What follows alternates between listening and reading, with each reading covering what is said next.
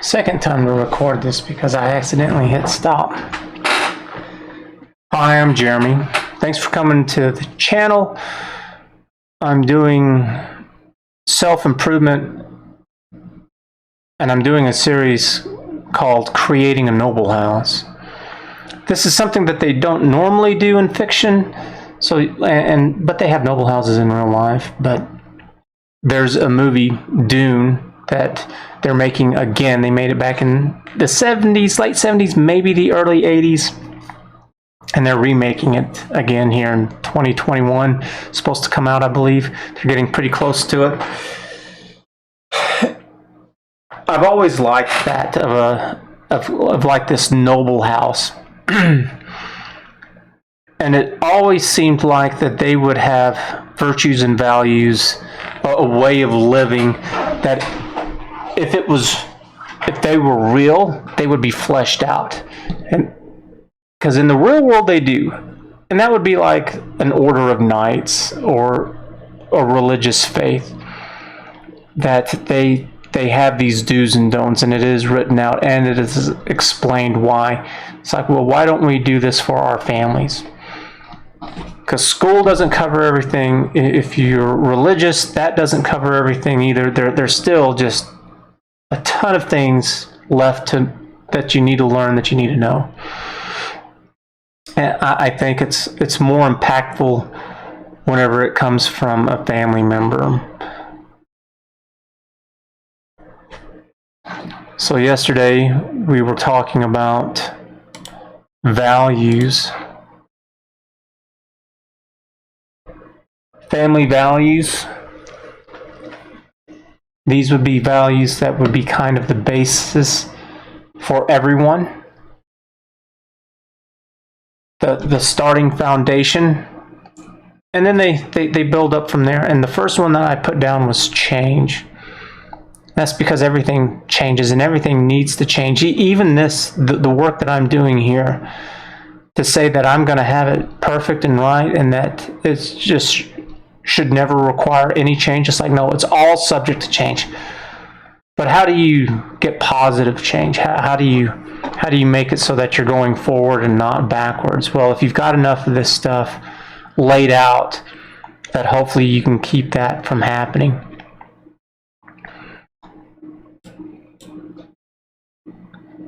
So we have change here with 1A, and then with 1B, the opposite would be complacency.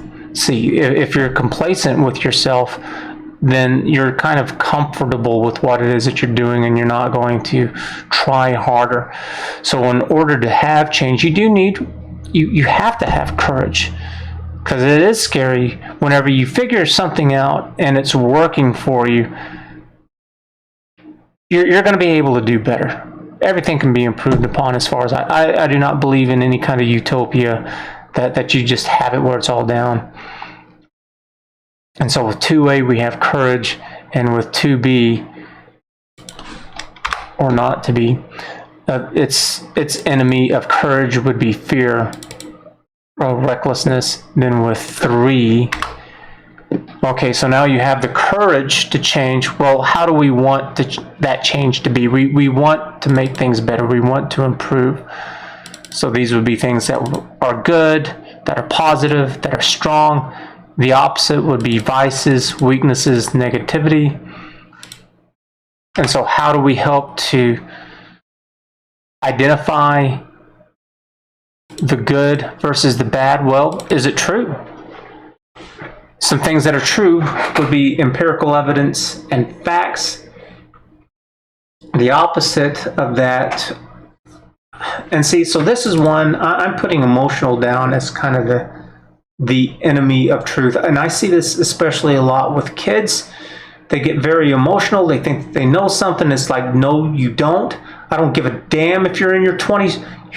You're an idiot. You know, it's just with some kids, they're just so close-minded and they don't want to talk. They don't want to have a discussion about it. They just think that they know. And so they just do things like speak a bunch of meaningless platitudes, that they're very vain in all of it. And to help with this truth too is that you need to do the devil's advocate. You need to understand the other side of it. You need to be able to listen to it. And the enemy of the devil's advocate would be closed-minded. You have a very narrow view. You're very arrogant. And then to move away from this, some other things would be as well individuality, and with individuality comes your own personal responsibility and forgiveness and magnanimity. So we're going to talk about the beginning up here a little bit.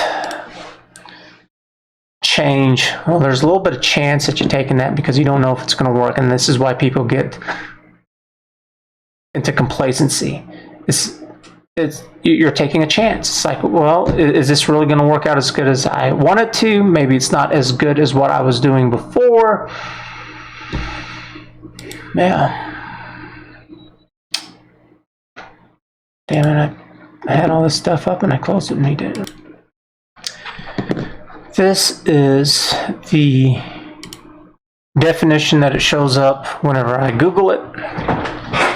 Change, make someone or something different, alter or modify, replace something with something else, especially something of the same kind that is newer or better, substituting one for another, put different clothes on. Oh yeah, changing clothes.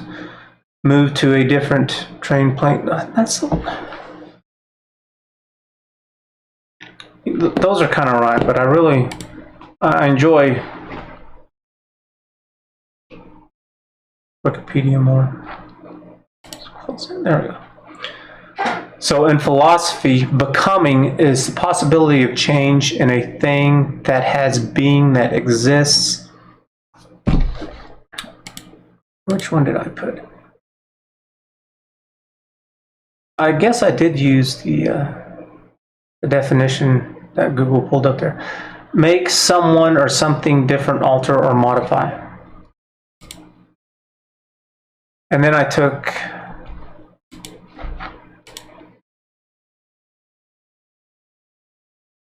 I have three here. The first one is kind of the definition. The second bullet point is my definition, me trying to clarify as to why I've chosen this. So with change, it's because time changes everything. In time, everything grows old, dies, or is destroyed in some manner. We want to change too because we want to have new experiences. We want to expand our knowledge and understanding. Example of this is new workout routines. One of the problems that you have is that if you do the same routine, then you have this repetitive motion injury that can happen. So you really want to do new and different routines. And this is part of where it's kind of a chance that you're taking, because the new routine may not be as effective as you want.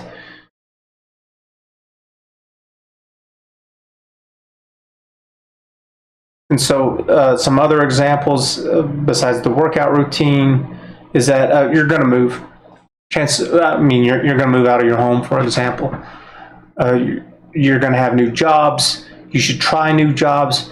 You should have new hobbies and new skills that you develop to meet different people, new people, and all over the spectrum too. Go talk to poor people, rich, smart, stupid, tall, short, fat, thin, men, women, blah, blah, blah. Your home, you need to be changing your home. Something I really don't like with older people is that they get content and they don't want to change that stuff up, especially with like grandparents. My grandparents didn't change hardly very much there later in their life. And it's not like you have to do drastic changes. But yeah, it's like, I always thought it was, I didn't understand what the problem was with changing and keeping your image up and current. It's like, we're not like cavemen. We're not like knights, and we don't dress the way that we did whenever we still had kings and queens or during the Wild West or whatever. So why would you ever think that that would stop? I think that shows a level of stupidity and arrogance. I'm not saying that you have to go out and change your entire wardrobe all at once, but to pick up a new shirt every now and then, it's like, yes.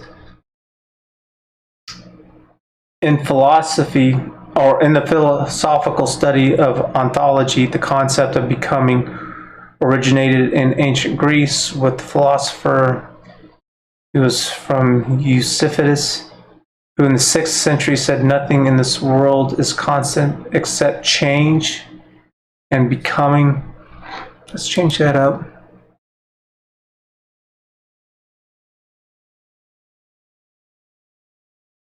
I want to shorten that.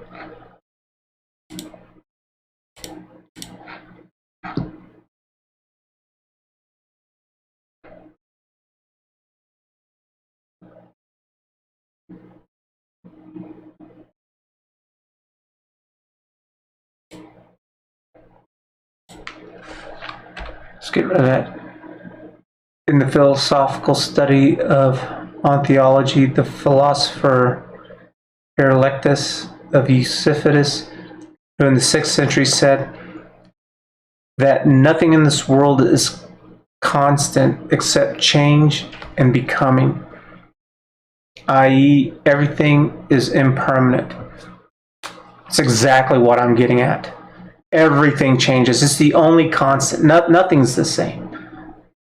Everything changes in some way and form. Everything, at some point in time, everything will be destroyed. It's just a question of when.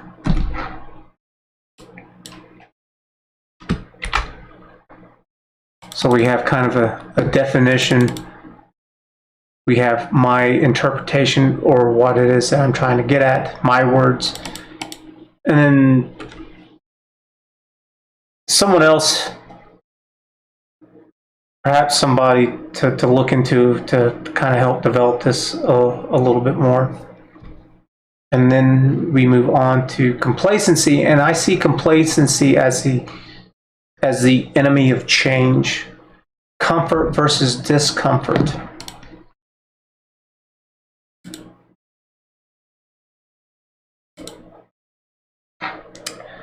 Here with Wikipedia here, complacency is the feeling of contented self-satisfaction with the way things are that prevents people from trying harder. Yes. So I put that down as the definition here, kind of the official definition. And then in my words, complacency is the enemy of change. Today everything is being updated, upgraded, and evolved into something else, for better or for worse. So we do want to avoid that. We want to avoid for the worst part. So part of change is you're not going to be able to change at all if you don't have courage. And to do that change for the better, we need to focus on improvement, which are things that are positive, that are good, that are strong. We want to avoid vices. We want to avoid weakness. We want to avoid negativity. So what else can we do to help with that then? To help to make sure that our improvement is positive and good and strong and not a bunch of platitudes. So well, let's look to the truth. So what are some things that are truth?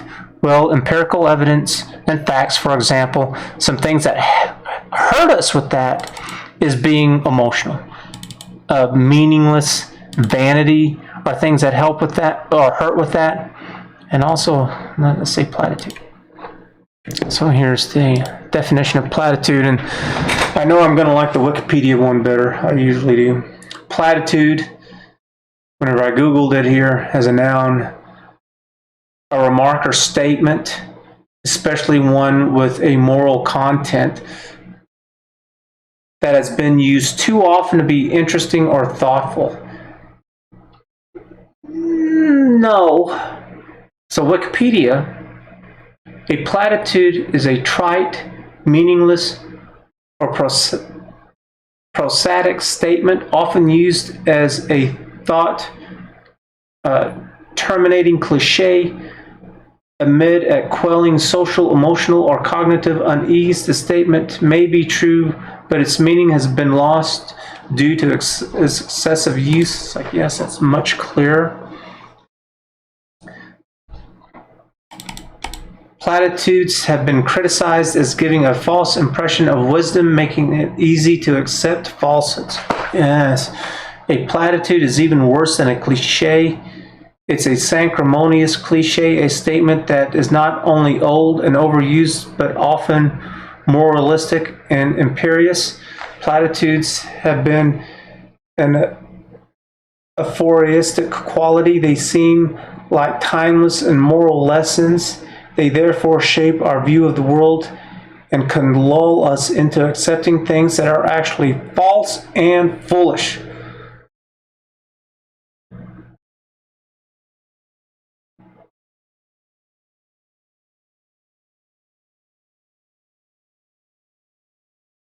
And then it goes on to kind of explain it. I hate platitudes, and people spout those things off left and right all the damn time.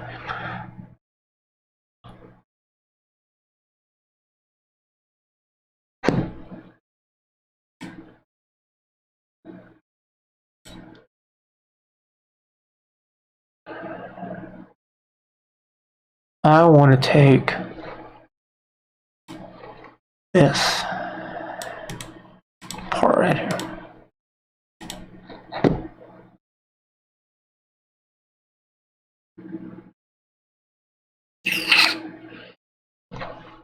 I'm just going to slap it on here for right now.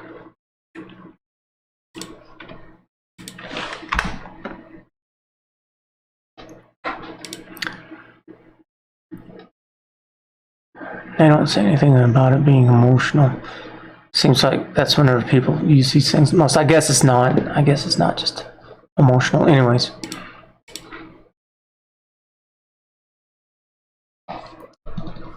You're not going to change very much if you're a coward.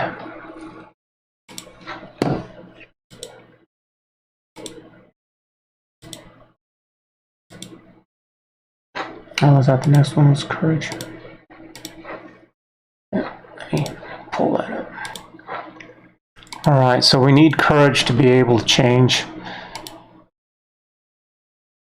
And with Wikipedia, I like it so much better.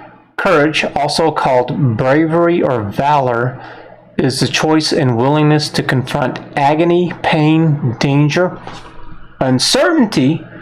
You know, and that's what change is. Change is, we're uncertain about what it's going to actually be. We might have an understanding of it. Maybe we've had somebody explain this. Maybe we've seen it.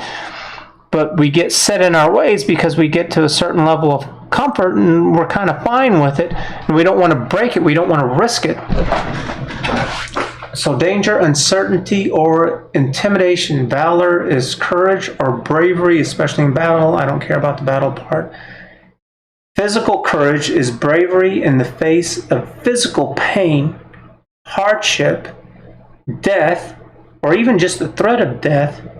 And then moral courage is the ability to act rightly in the face of popular opposition, shame, scandal, discouragement, or personal loss. No discouragement. I really like that they have moral courage in here too. I think everybody's got a pretty good, clear understanding of physical courage, but I don't think people think too much about moral courage. That people will not stand up to the face of opposition. With social media today, with Facebook and Twitter and Instagram and all that stuff, I think people just really just lack in moral courage. And it's hard. I was in the Army. I was a 19 Delta Cavalry Scout, and I tell you what, some of the biggest problems I've had in my life has been my personal relationships with my friend and family members. It's very hard to go up and to stand against them because you don't want to risk falling out with those relationships. And also part of the problem too is that it's very hard to find people, though, who are going to be any better. There's no guarantee that you're going to be able to do that.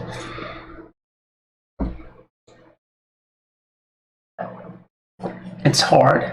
It's like, and you hear this, you know, get rid of the toxic people in your life. Well, that's assuming that you can find people who are even better. You may not be able to. How many people actually look into this and study this? I don't know of one single person who is philosophical in any way, shape, fashion, or form. I don't know one damn person. I am the only person that I know of who's looked into this. I take this back. Wait a minute. There are some people, especially whenever I was younger going to church, they dabbled in this stuff, and I don't think they ever dabbled in it enough. So I guess there are some. I have known some people on some levels, but for the most part, the average person, hell no. So this is a little bit more in depth. These are kind of the technical definitions. And then with it being in my words, we need courage because everything is dangerous to some degree.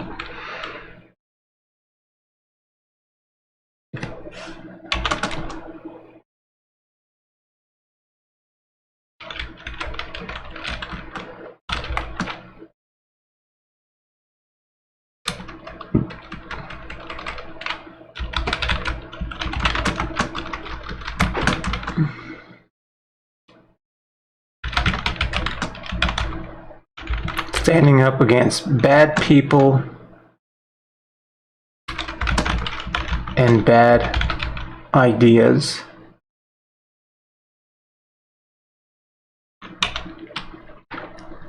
It's not the greatest definition that I want for it, but I think we'll kind of go with this. And then down here, it talks about Daniel Putman. I changed it just a little bit. I took out a little bit of the fluff. Professor Daniel Putman. Courage involves deliberate choice in the face of pain or fearful circumstances for the sake of a worthy goal. Because you can definitely, people do change and go downhill. And it's like, no, we want to avoid that. We want to be specific with this. There is a close connection between fear and confidence. Fear and confidence in relationship to courage can determine the success of a courageous act or goal. They can be seen as the independent variables in courage, and their relationship can affect how we respond to fear. Just like me doing this, this is new. I've never done anything like this before, and it took a little bit of a level of courage. What are people going to say? What are they going to think? Am I going to be able to be successful out of this and be able to make a career out of it? There's a lot of things to be fearful of. And for some people, it would seem incredibly daunting. For others, it'd be like, no, it's a piece of cake.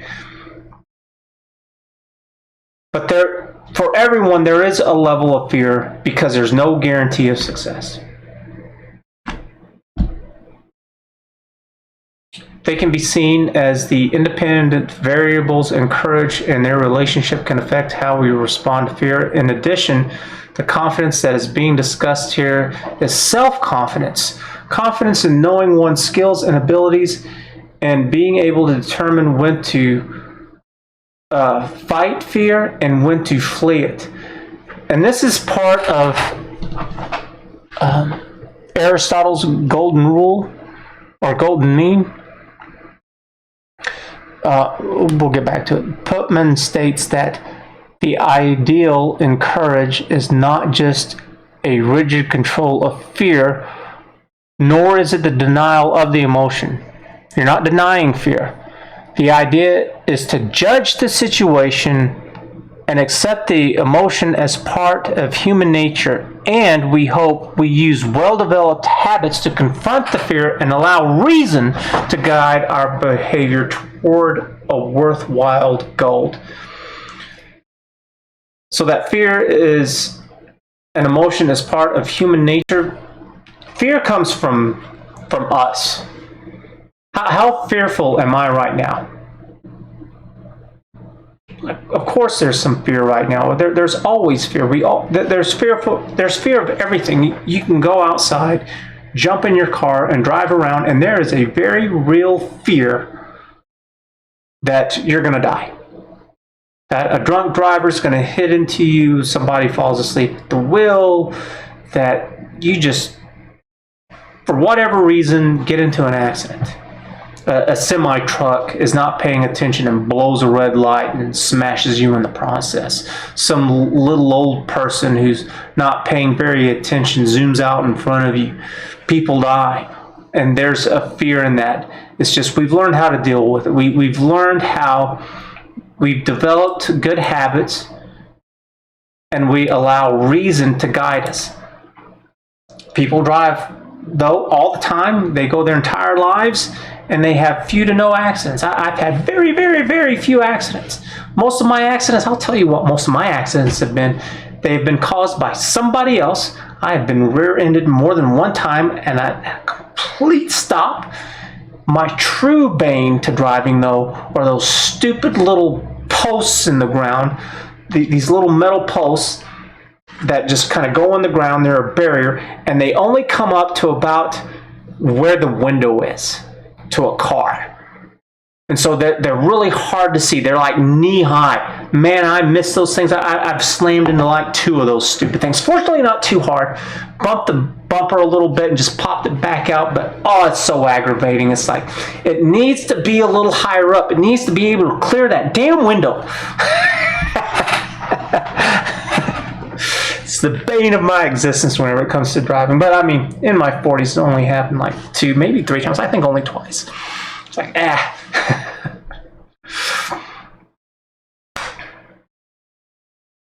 so, to continue on, I've used this example before, is that, the reason why we're able to drive in these big, monstrous machines of rubber and plastic, glass and steel at high rates of speed, surrounded by complete strangers, is because we have well-developed habits. And this is something that not only have we done ourselves, but everyone else. So it's become part of our culture. And if we didn't do it, it would be pandemonium, chaos. People would be dying and getting into accidents a hell of a lot more often than what we do now. And the more that people do this, that they do what everyone expects of them, it makes driving a hell of a lot easier. The fear is still there. But we've been able to quell it a lot. And so that even whenever we see someone who just weaves back and forth, oh, well, that's a red flag. It's like, what's going on there? Is that person drunk? Are they getting tired and sleepy?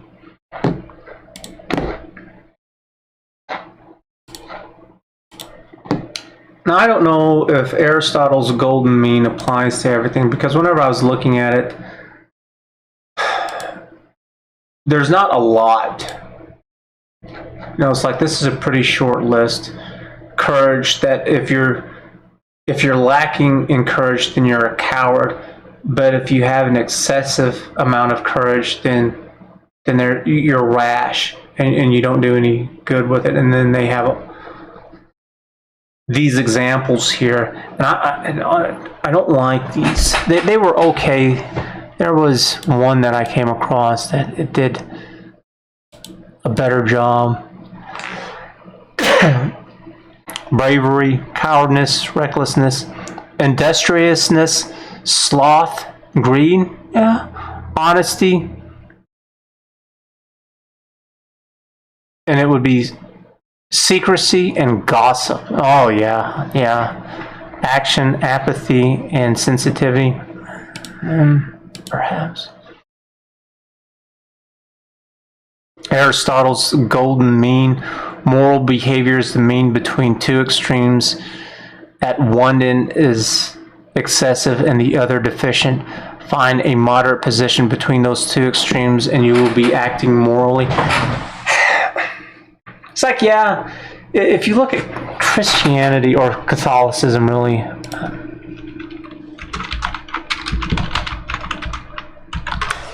and whenever you look at Catholicism's 7 deadly sins, not the movie, good movie, but I don't want the movie. For example, one of them is pride.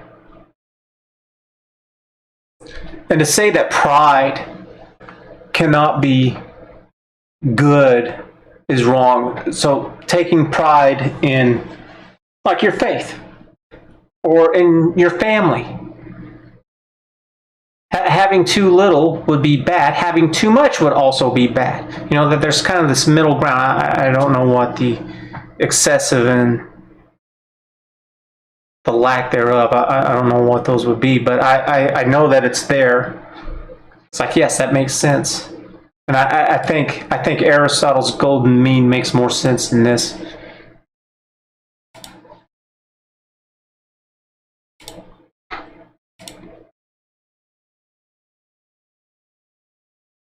Justice and injustice and injustice. Could it be the excess? Could injustice, or could one of these virtues, the vices, be the same? So injustice in excess and injustice in deficiency. Yeah. Corrupted by pleasure, corrupted by pain. I don't know if that would be prudence, perhaps. Oh, magnanimity. Too much magnanimity would be vanity?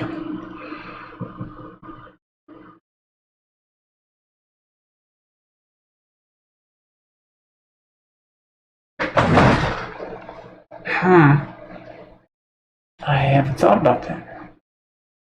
Vanity?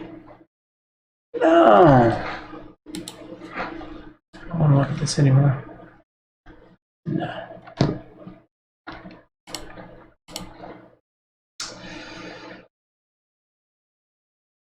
And then you have the opposite.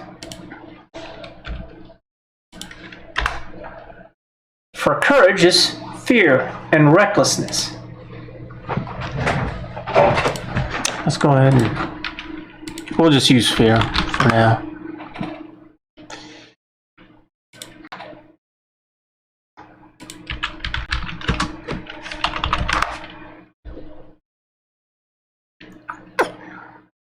Oh, okay.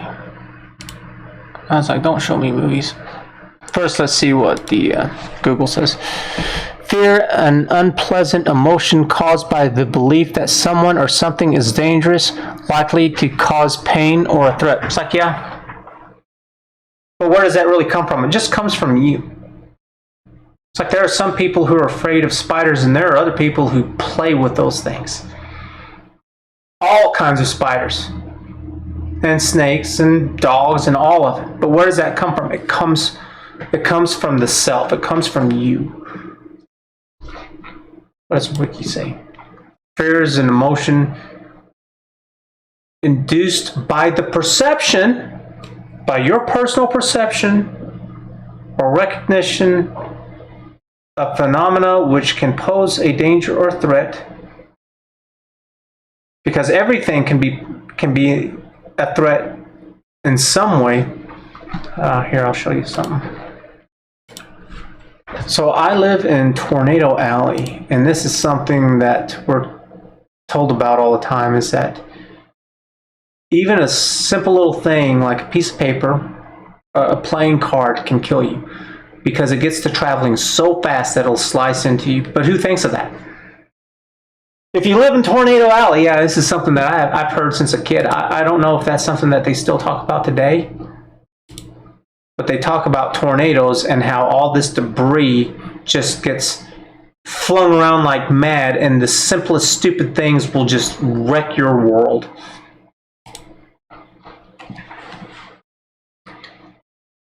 Fear causes psychological changes and therefore may produce behavioral changes, such as mounting an aggressive response or fleeing the threat.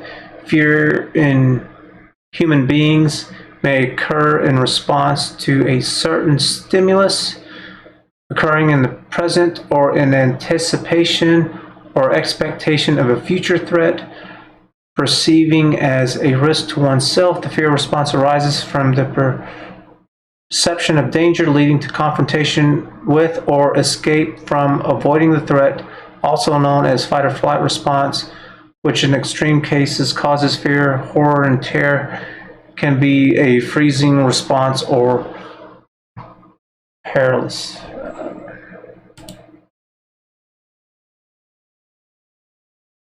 I like the wiki more, but this one's a little more kind of to the point.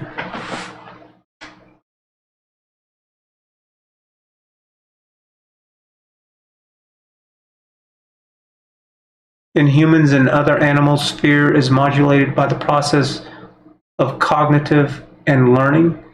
Thus, fear is judged as irrational or appropriate, and irrational or inappropriate and irrational fear is called a phobia. Fear is closely related to the emotional anxiety, which occurs as the result of threats that are perceived to be uncontrollable or unavoidable. The fear response serves survival by engaging in appropriate behavioral responses. Fear is sometimes imagined as the opposite of courage. However, this is correct because courage is a willingness to face adversity. Fear is an example of a condition that makes the exercise of courage possible. Yeah, go screw yourself.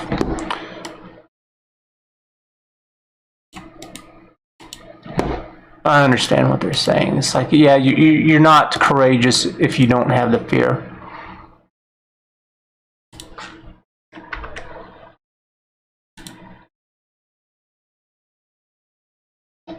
I'm going to go with more.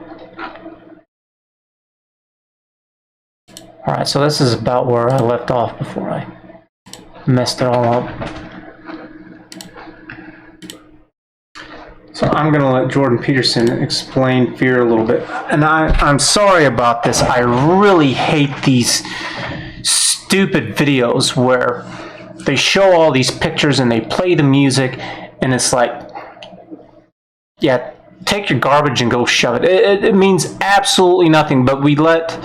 They're playing off of your feelings with all this stuff. So mystery to me is always why people don't have all of those things. So if you take it on out, it's like, okay, well, what's this? It's just a stupid girl just sitting around doing nothing. You know, who cares? You know, if you cut out the little stupid music to it, you have a completely different thing to it. So I don't like it at all. I just wanted to point that out there. So this is, though, the title of the video is How to Beat Fear and Anxiety, Jordan Peterson, Powerful Life Advice. It's like, I'll be the judge of that. Don't tell me what. The channel is called Word to the Wise. I've dealt with lots of people who have anxiety disorders, you know. And I think this is important because we need to hear from people who actually know something, that they have some experience, they've worked in this, they've been educated in it. It shouldn't be the end-all, be-all, but it's also stupid to just ignore them too. So if there's someone else that you want to listen to, go knock yourself out. But this is who I've chosen. One thing about people who have anxiety disorders is they are not mysterious to me. It's no problem for me to understand why people have anxiety disorders, or why they're depressed, or why they have substance use problems. The mystery to me is always why people don't have all of those things at once, because everybody has a reason to be anxious. In fact, we have the ultimate reason to be anxious because we know that we're vulnerable and we know that we're going to die. And how you cannot be... Tell you what, I think that's it right there, that, you know, the fear of death, you know, that's what really limits us and will help us get pushed forward. Whenever I'm making my coat of arms things, one of the things that I was thinking about doing was in the background was to put a whole bunch of skulls all over the place, doing all kinds of different facial expressions, representing both kind of the family members who have passed and all of the emotions and feelings just kind of associated with life, with all of these facial expressions going on with the skulls.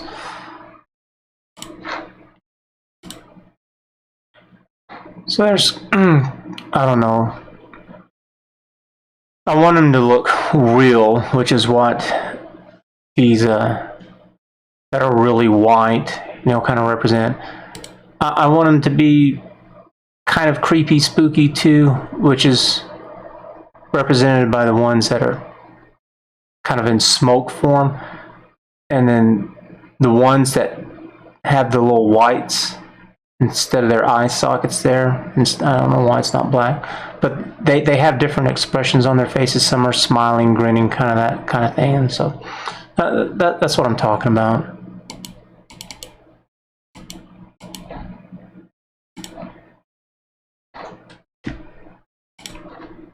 All right, let's go ahead and continue.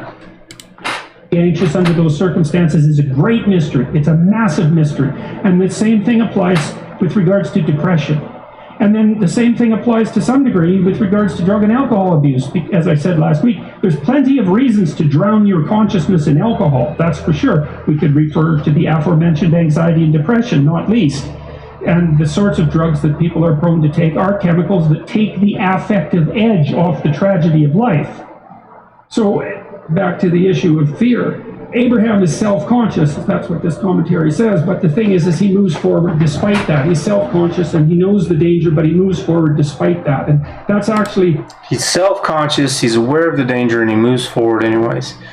And he talks about this in his clinical work, that whenever somebody has a fear, that you don't force them to do it, you have to help them in wanting to do it themselves. The appropriate response in the face of actual non-naive understanding of what constitutes life. Like if you're naive and you move forward, it's like, well, what the hell do you know? You know, there's no courage in naivety because you don't know what there is to stop you. You don't know what dangers you might apprehend. And that's children. They don't have any sense of mortality. They're not very fearful of stuff. And it's because they just don't have a clue. They'll go up and play with anything. They'll put anything in their mouth, you know, and it's like, no, what the hell are you doing?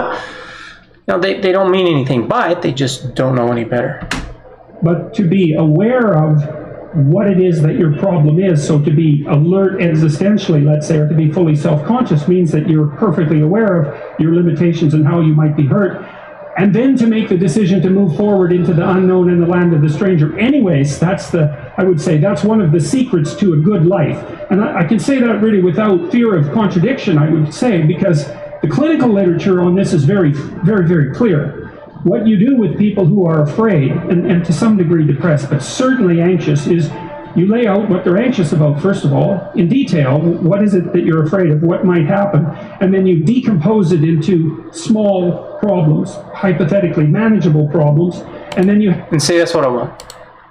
I don't want myself or my family, especially my children or my friends or you or anybody, to be fearful of a damn thing.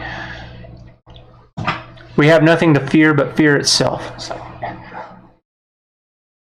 do not let fear take control over you. Part of the reason why I joined the Army was because I wanted to be in control over my fear.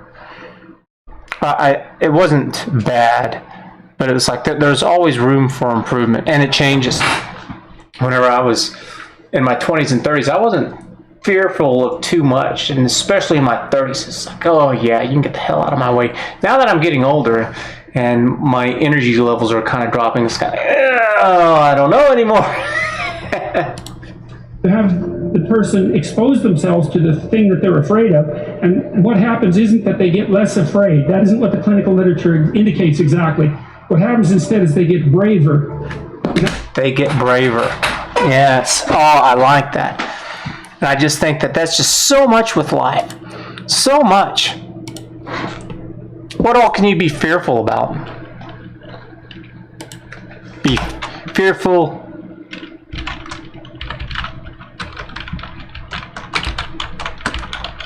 of what others think, friends, family, co-workers, social media,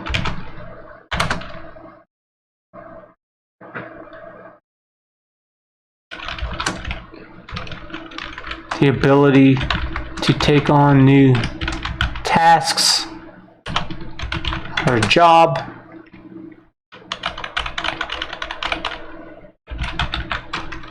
to start over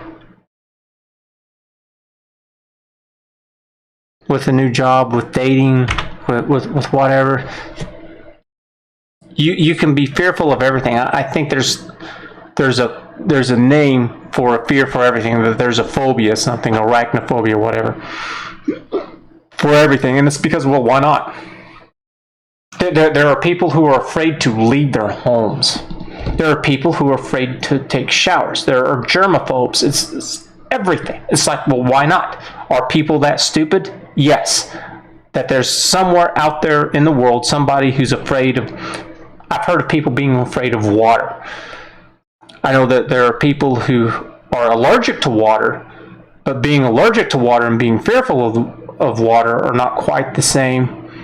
I mean, obviously, it would be easy to understand somebody who's allergic to water would also be fearful of water.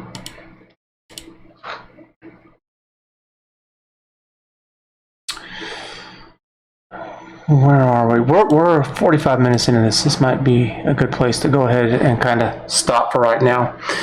But these are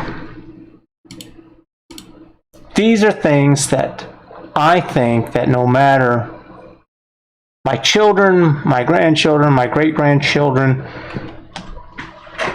change is always going to happen. You're never going to stop growing old. The nature changes, technology changes. We want to change for the better. It takes courage to change. We don't want to become complacent. We don't want to live in fear. And we want the change to be better. Based off of truth.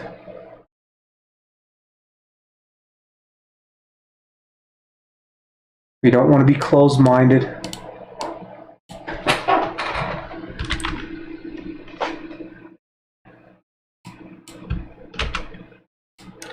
I have not forgotten the Jordan Peterson book stuff.